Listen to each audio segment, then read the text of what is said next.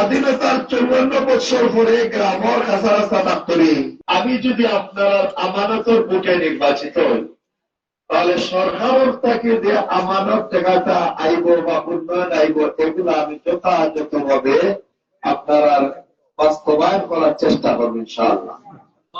আর এই এলাকার আমি তো এই এলাকার প্রতিটা ঘরে ঘরে প্রতিটা রাস্তা আমি চিনি।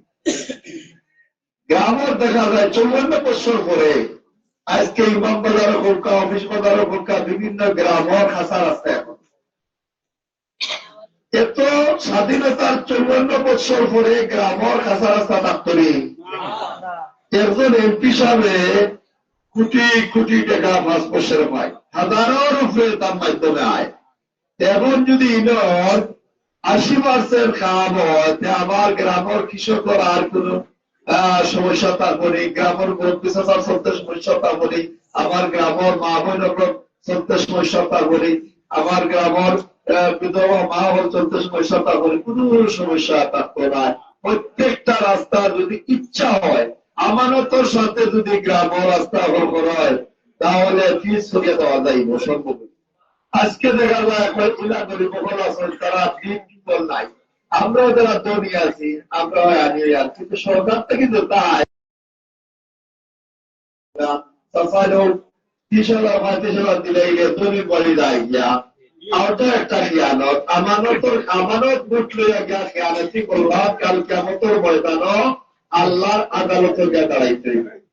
আজকে দেখা যায় গরিবর তোর বানানি লাগে আইছে কি টাকা এমনি সহায়তা করিয়া যায় গিয়া ইটা আর ফাইন নাই করিব বলে সরকারের চাবকল অনেক টাকা দেয়। গ্রাম্য কাঠামো সুন্দর লাগে, গ্রামের কৃষকের লাগে, গ্রামের মানুষের সুস্বাস্থ্য লাগে, গ্রামের মানুষের উন্নয়ন লাগে, চলাফেরা করার লাগে, গ্রামের কৃষক হলে বিনামূল্যে সার পাইতাম, গ্রামের কৃষক হলে হাল চাষের লাগে মেশিন দেয়নি কিন্তু উপরে যখন যায় গিয়া মেশিনে দেওয়া হয় হাল চাষের লাগে, এরপরে ধান কাটার লাগে মেশিন দেওয়া হয় উপজেলা থেকে সরকারের মাধ্যমে, কিন্তু তা প্রকৃতভাবে আমরা পাইনি চাবহর ভাই না আইনের ব্যাপারটা।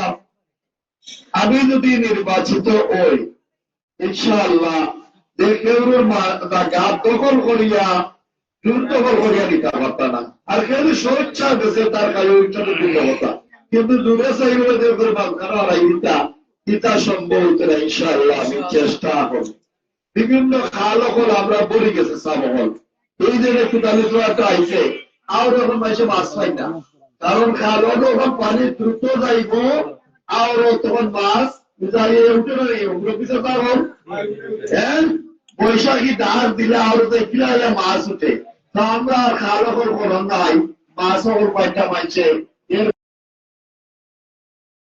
কৃষকগুলো ক্ষেত করছেন দেখা যায় পানি জলাবদ্ধ হইয়া মানুষের ক্ষেত হইয়া লাগিয়েছে। এই সমস্ত আমি এক কৃষকের ছেলে, আপনারা জানেন আমি নিজেও সকালে উঠিয়া প্রধানত বর্ষ হয়ে যাই, আমি কৃষি মতো লাগিয়ে যাই, আমি কৃষি আনার পাতি লাগিয়ে যাই, আমি মাদ্রাসাও চালাই।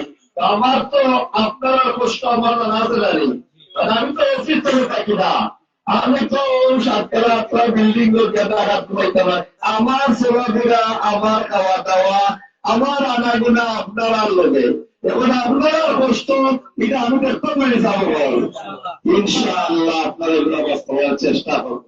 আমরা যে হাসপাতাল যেটা আছে 250 শয্যা, আমরা এই মৌলভীবাজার লক্ষ লক্ষ মানুষ, কিন্তু দেখা যায় লাইন ধরিয়া সকালে আমি প্রায় সময় যাই, আমার রাজনগর বা বিভিন্ন পরিচিত বন্ধের চেয়ারম্যান আমার বাসাতে গেলাম, আমার কিন্তু আমার বাসা হাসপাতাল করে বাড়ি আমার রাজনগরে হইতে পারতাম টাইম ভালো গেছে কি আমরা সদর বাসা আবার আমার একবার হাসপাতালের পিছনে মৌলভীবাজার সদর।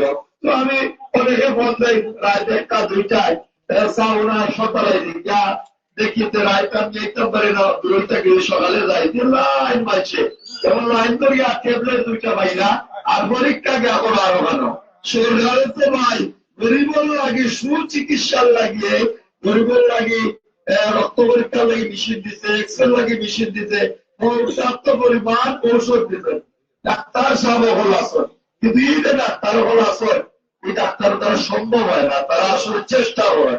নার্স মহিলারা তারা দ্বারা সম্ভব হয় না। আমি যদি নির্বাচিত হই, ইনশাআল্লাহ আমার জনগণের সেবা যাতে পাই এইরকম ডাক্তার পড়ানোর লাগে আমি একটু কান্দি এখন এমপি সাহেব পর আছে। আপনাদের দেশের কারেন্ট গেছে গিয়া এমপি তো হয়েছে না, জিএম রে ভোট লাগাইলাম, জিএম সাহেব ধন্যবাদ জানাই লাইভে দেখতে ফোন দিতে ঠিক আছে চেয়ারম্যান সাহেব আমি দিয়া কারেন্ট আলহামদুলিল্লাহ। তো এই জায়গাখানো গেলে গিয়া ওটাকে কথা উঠবা আর আমার তো তার দরকার নাই। আলহামদুলিল্লাহ আপনার দোয়া করতে দিচ্ছে তা না দিয়ে আমরা করতে লাই। হ্যাঁ আমি তো সৌদি আরব আসলাম, হোটেল এখন হোটেল ব্যবসা, টাকার হোটেল খাওয়ার কাতার আমার ভাই ব্যবসা আছে, লন্ডনও আছে। আমার তো চার্জ দরকার নাই। আমি আমার বাবারে বলছি আমার শহীদের মানব সেবার লাগিয়া আমি 2008 সালে আইয়ার উপজেলা নির্বাচিত হইলাম। এরপর থেকে মাঝে মধ্যে যাই আল্লাহর বাড়ি উমরা আপনার পাশে থাকি। আমার যে কথাটা হয়েছে একটা মেডিকেল কলেজের লাগে মৌলভীবাজার আমার প্রবাসী ভাইয়ার আদানের জবাব আপনারা দিলেন যেন তো